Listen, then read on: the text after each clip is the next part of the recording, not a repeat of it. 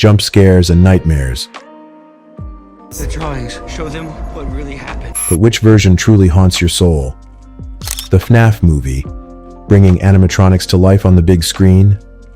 Or the 5 Nights at Freddy's Game, where every sound could be your last? Movie versus game, real terror or digital dread? Which one is scarier? And is the fear even real, or just in your head? So watch the full video. It's okay, Mike. We just want to play. But before we start, don't forget to like this video, subscribe to our channel, and hit the bell icon so you don't miss our next video. Atmosphere and setting, a tale of two horrors. What's scarier? A confined office space where danger can attack at any second, or a sprawling pizzeria that hides secrets in every corner? The FNAF games thrive on their claustrophobic settings.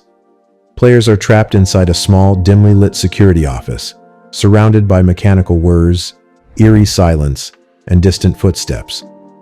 The tension builds as you scan grainy security feeds, knowing that death could come from any direction.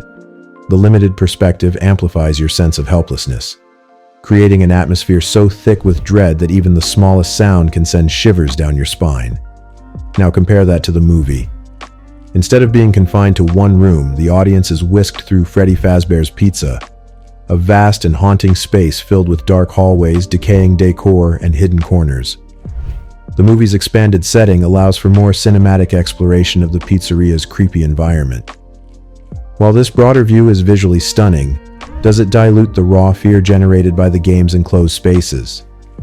Some argue that the movie's scale shifts the focus to suspenseful exploration, rather than the suffocating dread of the games. Interactivity versus observation. Where do you stand? What would you do if your life depended on quick reflexes and razor-sharp decisions?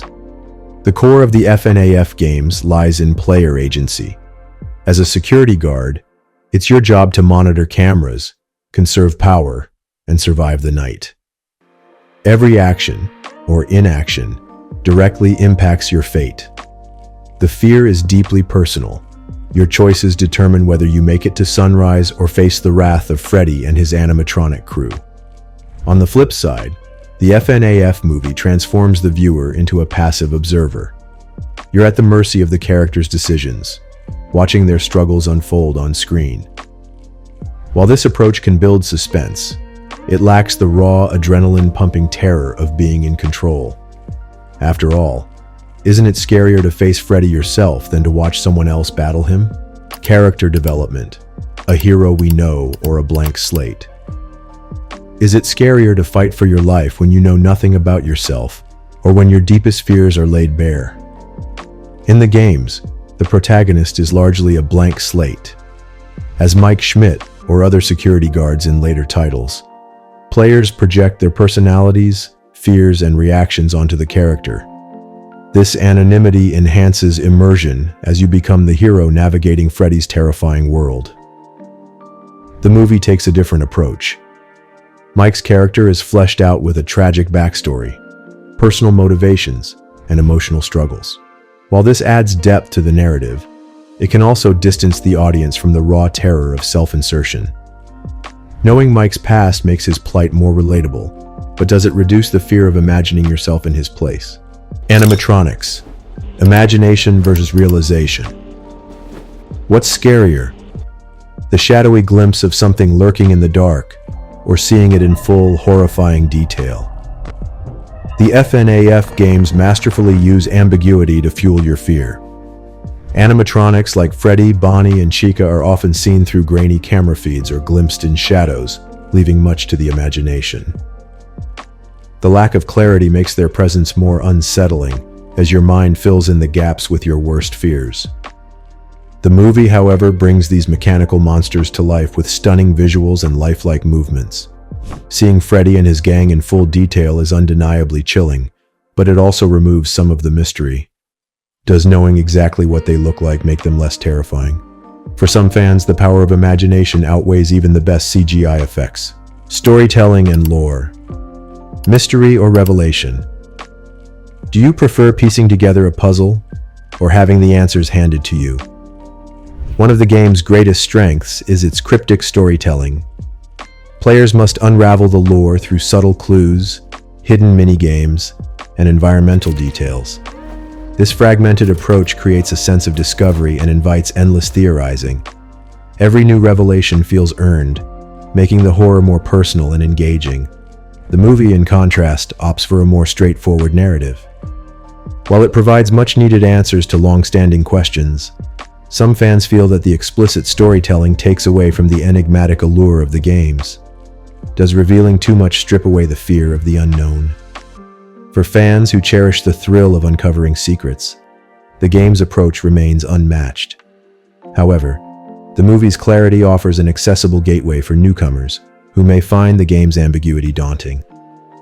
Ultimately, the choice depends on whether you value mystery or prefer having the full story laid out in chilling detail. Jump scares, anticipation or expectation. When was the last time you screamed at your screen or jumped out of your theater seat? FNAF games are infamous for their relentless jump scares.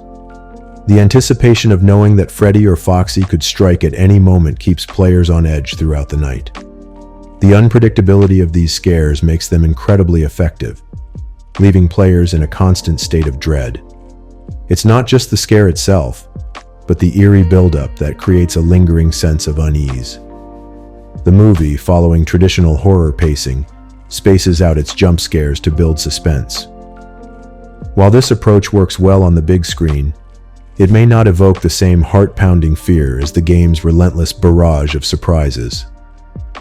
Does predictability lessen the impact of the scares, or does it make them more satisfying when they finally arrive?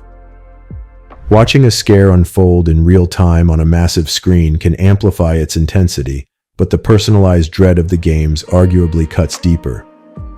In the end, it's a battle between relentless fear and carefully crafted suspense, both equally capable of making your heart race. Emotional connection. Solo fear versus shared experience. Is horror more effective when you're alone, or when you're sharing the experience with others? The FNAF games are deeply personal. Playing alone in a dark room heightens the fear, as every sound and shadow feels directed at you. The isolation amplifies the horror, making every scare hit harder. The movie, however, is a shared experience. Watching with friends or a theater full of fans creates a different kind of tension.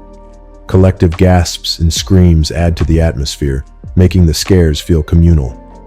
But does this shared experience dilute the personal terror that makes FNAF so unique?